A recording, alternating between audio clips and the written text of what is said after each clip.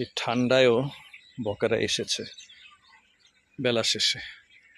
দেখি ওদেরকে একটু ধারণ করার চেষ্টা করি।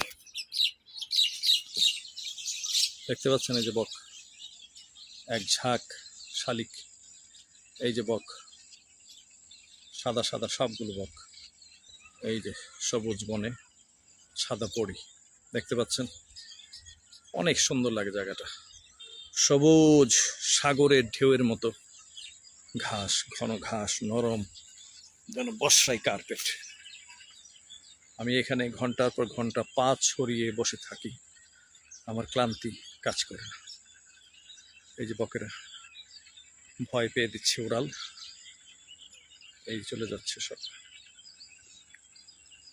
এই যে ওরা একজন আরেকজনকে অনুসরণ করে, একজন ভয় পেলে বাকিরা সবাই ছুটে পালায়। দেখেন একের পর এক খালি হয়ে গেল। যে কটা বক ছিল একটাও নেই, আছে কিছু শালিকের ঝাঁক। এই যে শালিক, অগণিত শালিক, কিন্তু এখানে খুব রিস্কি, পাও ভাঙার ভয় আছে। ওই যে বকেরা অনেক অনেক দূরে চলে গেছে, ঘন কুয়াশা ধেয়ে আসছে, একটু পরে আধার নামবে। আজকে বাচ্চাদের আনিনি, চরম পরম আজকে আবহাওয়া।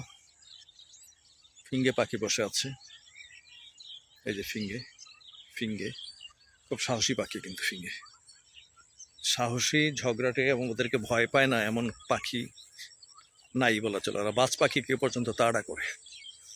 এই যে ফিঙ্গে পাখি, এই যে সাহসী শালিক।